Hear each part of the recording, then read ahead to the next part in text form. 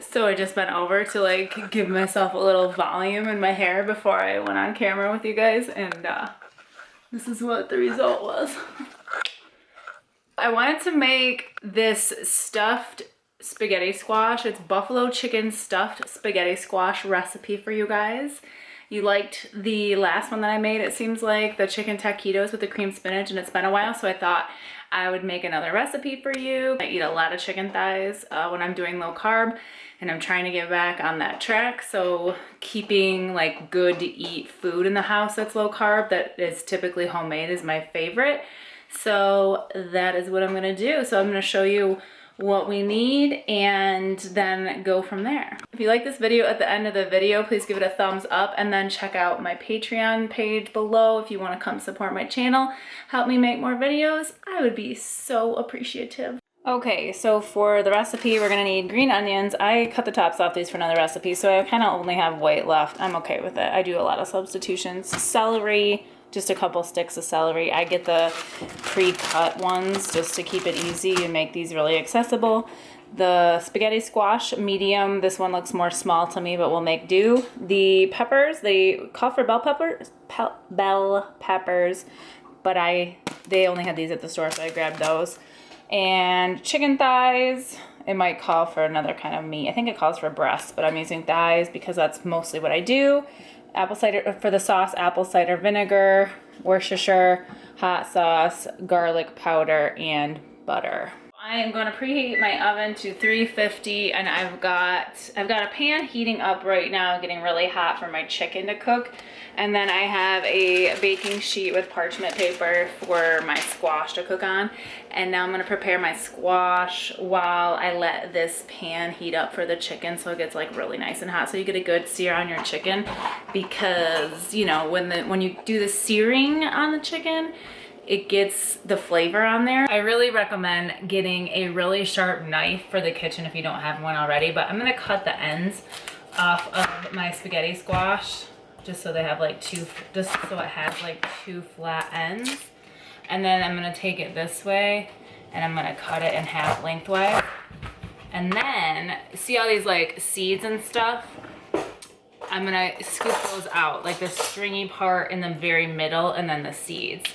If you haven't tried spaghetti squash before, I do recommend it. It's decently low carb and I think it's really good, and my kids actually like it, which is not the easiest thing. My son, Dylan, is not a huge fan of vegetables, so to get him to eat any kind of vegetables is not the easiest thing in the world. And I also like this dish because it is like your protein and your vegetables in one. So I do love to eat a lot of vegetables, and doing like keto and low carb, you can get kind of sick of just eating like carnivore type foods. So I like to make stuff like this where you get your veg and you get your protein in the same sitting. I've got it all scraped out, and then this is gonna be like the spaghetti-ish part. Even though you just scraped out like some stringy stuff, the rest of the squash is like stringy as well. Then I'm just gonna take my squash and place it like down like this on the baking sheet, just like that. And that is gonna go in the oven for about 30 to 40 minutes while the squash gets like roasted and soft in there. So I'm just gonna set my timer for like 30 minutes and check it at that point. It's a small one, so 30 minutes will probably be enough time, but we'll find out. We'll check it and make sure. So when you're doing cooking and recipes and stuff, you don't have to go so exact by time and measurements. You want to kind of stick to, but you can like flavor things to your own flavors. And like with time, sometimes ovens vary, and you want to make sure that instead of like following the recipe, like, oh my gosh, it said 30 minutes, I can't go over that, or 40 minutes. If your squash isn't cooked, it's not going to be good. So use your judgment. Does that feel like it's cooked? Obviously you don't want to burn it, you don't want to dry it out, but use your own judgment when you're cooking. And the more you cook, the more practice you'll get at it, and the more talented, the more skilled you'll get, and you'll start feeling more confident in the kitchen. So like really encourage you guys to try to cook more and remember those things. It's not a test. It doesn't have to turn out perfectly. It's not gonna look like the picture, and that is okay.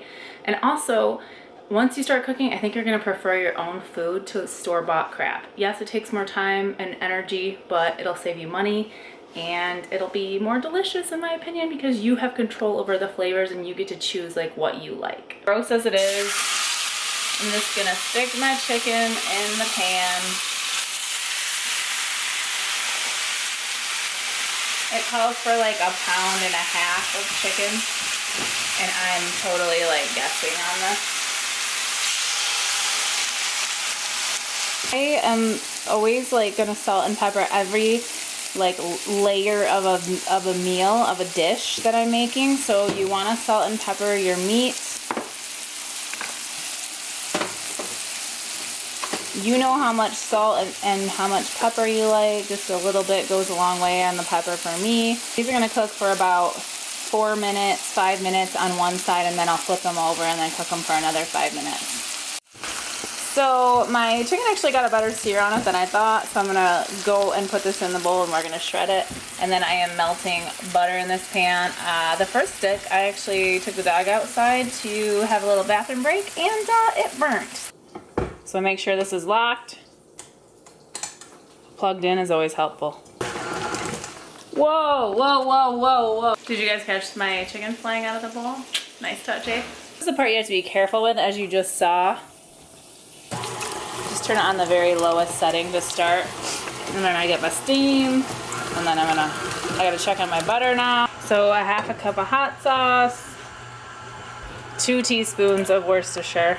And even though you're only seeing 1 of that, you're getting 2 tablespoons of apple cider vinegar in there too. And then just like a dash of garlic powder. And I'm just gonna whisk all that together. Thickened up a bit there too, so now it looks like buffalo sauce. By now our chicken is all nice and shredded, so good to go. The only thing I don't like about cooking is that you have to clean up after yourself and do dishes and all that fun stuff. Right now I'm just chopping up 2 stalks of celery. You need to tuck your fingers when you're chopping stuff.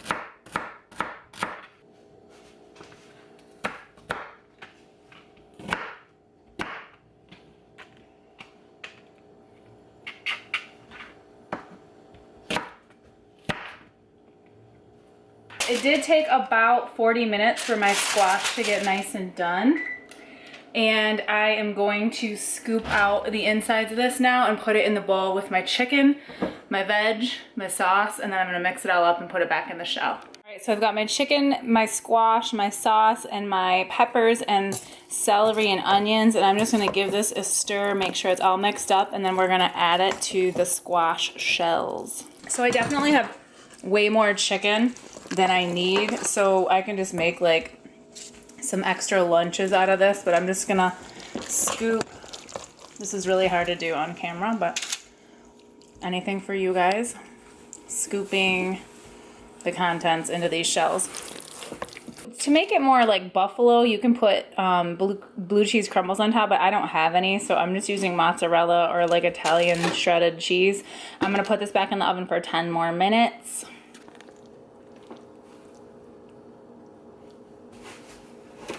Time for the moment of truth. Let's see how this bad boy's turned out.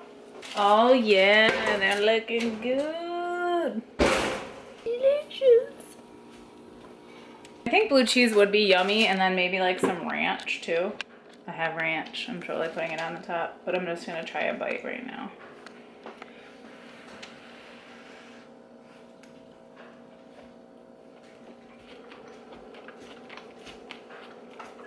It's really good.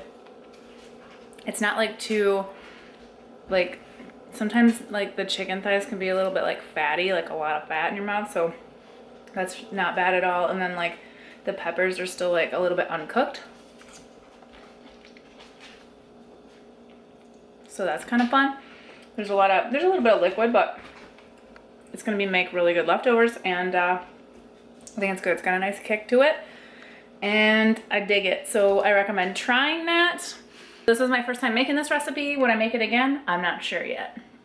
I get really bored very easily, so, or I stick with the same thing. I don't know. I could go either way with that, but try this recipe. Let me know if you like it, if you enjoy it. Shoot me a message on Instagram or something. And yeah, so until next week, I might do a packing video for my Mexico trip. So we'll see. Stay tuned. You'll find out next week what the video is going to be. Love you guys so much, and thank you so much for watching. Don't forget to keep it real.